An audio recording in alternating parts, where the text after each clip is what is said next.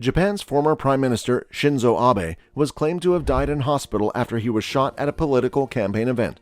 Shinzo was shot twice while he was giving a speech on a street in the city of Nara on Friday morning. The security officials were successful in grabbing the gunman, and a 41-year-old suspect is also present in police custody. The suspect, named as Tetsuya Yamagami, admitted he had shot Shinzo Abe with a homemade gun, and also claimed that he had a grudge against a specific organization. Many other handmade weapons, similar to those used in the attack, had been seized after a search of the suspect's house. Explosives were also found at his home, and police have advised residents to leave the area. The suspected shooter told officers he had a grudge against a particular group he believed Shinzo Abe was connected to. The police were also investigating why the former PM was targeted out of other people related to the specific group. Asked by a member of the Japanese media whether the gunman's intent was to kill Abe, police said that Mr. Yamagami only admitted to shooting the former PM. Prime Minister Fumio Kishida criticized the attack, saying, "It is barbaric and malicious, and it cannot be tolerated." Mr. Kishida said, "This attack was an act of cruelty that happened during the elections, which is the foundation of our democracy and is absolutely unforgivable." Shinzo suffered 2 bullet wounds to his neck during the attack and also underwent injury to his heart. He was said to be conscious and responsive in the minutes after the attack, but the 67-year-old situation began shrinking again. Doctors said no important signs were observed by the time the former prime minister was transferred for treatment. Shinzo has earned more than 100 units of blood in transfusions over 4 hours before he was announced dead at 5:03 p.m. local time. Shinzo Abe was given a speech for a political competitor at a road junction in the southern city of Nara when the incident happened. People saw a man carrying a large gun fire twice at the former PM from behind. Abe fell to the ground as people started to scream in shock and disbelief. He also had a security team with him, but it looks like the gunman was still able to get within a few meters of Mr. Abe without any type of checks or barrier. Pictures circulating after the reaction of the shooting revealed that the suspect is standing just behind Mr. Abe as he gave his speech. Security officers jumped onto the attacker, who made zero effort to run, and offered his weapon. According to reports, the suspect is a former member of Japan's Maritime Self-Defense Force. He had left active service since 2005.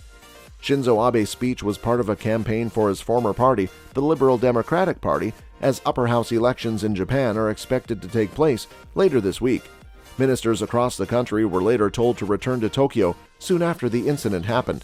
On Japanese social media, the hashtag #WeWantDemocracy, started to trend, with many social media users reflecting their anger and hatred about the incident.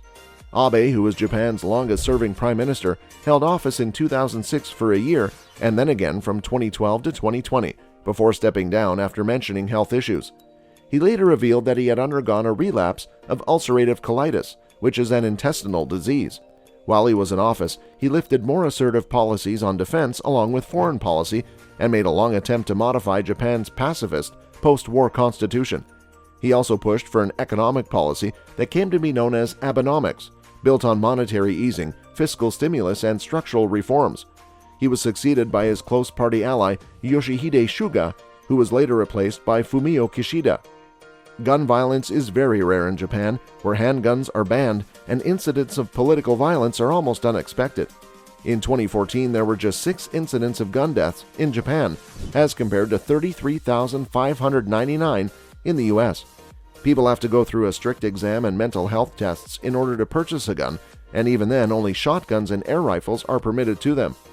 Leading voices across the world have been quick to criticize the incident, with UK Prime Minister Boris Johnson calling it a shocking attack.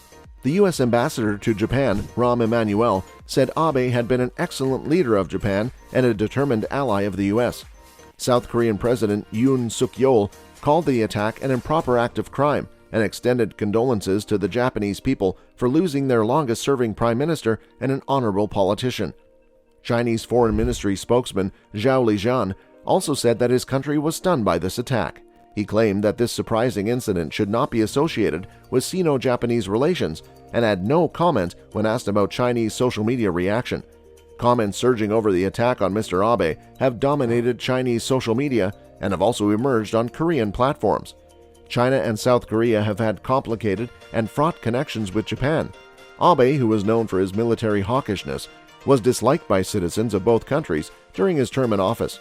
As traders consume the tragic news of the death of former Japanese Prime Minister Shinzo Abe, they are also left encountering a debate about how the death of a strong advocate for the central bank's super easy monetary policy could influence markets in the coming days. The original market reaction to this news was a rush to haven assets. The yen began to climb treasuries, with the currency rising around 0.5% against the dollar as details filtered through about the shocking attack in the western city of Nara during campaigning for Sunday's national election. The former premier's demise was confirmed publicly after 6 hours. While some market strategists suggest the yen could extend gains and weigh on stocks should his passing accelerate a rethink of central bank policy, economists see the possible consequences as limited. Abe has been a key believer of BOJ Governor Haruhiko Kuroda's policy of maintaining rock-bottom interest rates to benefit economic growth, and had recently depicted the central bank as a subsidiary of the government. Stocks in Tokyo reduced earlier gains of over 1% to close just modestly higher. Masahiro Yamaguchi, a senior market analyst at SMBC Trust Bank, has said that Abe was well known outside Japan, and foreign investors have noticed him positively. It could be negative for markets if the government strategy, including its perspective on monetary easing, is influenced, as it was apparent that he was pulling the strings behind the scenes in multiple ways. While Prime Minister Fumio Kishida distanced himself from Abe's subsidiary remark, he has resumed to support the BOJ policy that first originated under Abe. The Federal Reserve's tempo of interest rate hikes and European Central Bank preparations to follow suit have put the BOJ a long way out of sync with global partners. That has put pressure on Kuroda and tested the will of a government bothered about yen weakness and popular displeasure over rising prices. The outlier stance has subscribed to this year's sharp slide in the yen to a 24-year low against the dollar. It has also led to waves of upward pressure on the central bank's 0.25% cap on 10-year government debt. The shocking assassination of Abe is resulting in some observers to reassess where the yen, equities, and credit markets may head next, while noting his command in political circles and stance on monetary policy. This may have an influence in the medium to long term, and the markets will see a great appreciation of the yen and a reduction in stock prices. Abe had been supporting Bank of Japan Governor Kuroda. The bank's policy could change as they would miss that backing. However, economists argue that any effect which is going to happen will be limited. Some of them say the continuation of the BOJ's stimulus stance after Shinzo Abe stood down as premier in 2020 shows that it was no longer dependent on his support. During the campaign for Sunday's upper house election, Kishida has made the case that increased interest rates would hurt mom-and-pop shops and homeowners even more. Shinichiro Kobayashi from Mitsubishi UFJ Research and Consulting has said that it's very controversial. This will open the door for the BOJ to raise rates or change its easing course to be on the same page as the Fed and the ECB. Kishida has already solidified his own economic program and has helped the BOJ so far. Abe wasn't the reason the BOJ has stuck with keeping rates very low. Abe handpicked Kuroda for the post of central bank chief back in 2013 when he initiated his Abenomics platform to restore Japan's fading economy through outstanding monetary easing, flexible fiscal spending, and regulatory reforms. Those policies, including an agreement to achieve stable 2% inflation, have mainly stayed in place even after Abe stepped down. Kuroda thinks that achieving the 2% target will help Japan to rise from deflation and revive its economy, so he will continue the modern easing until he sees clear signs of sustainable inflation or economic growth. Still, the demise of Shinzo Abe guarantees that traders will be more sensitive to the election results, especially if support for the government is rotted by the cost of living crisis. What are your thoughts on the demise of the former president of Japan?